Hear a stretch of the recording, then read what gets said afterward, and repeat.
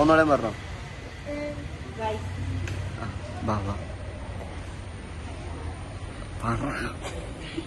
Hello guys. Hello guys.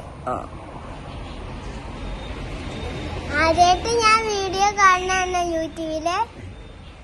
എന്റെ പേര് Ashwi. Saint Antony U P school 4th standard ആണ് ഞാൻ. എന്നിട്ട്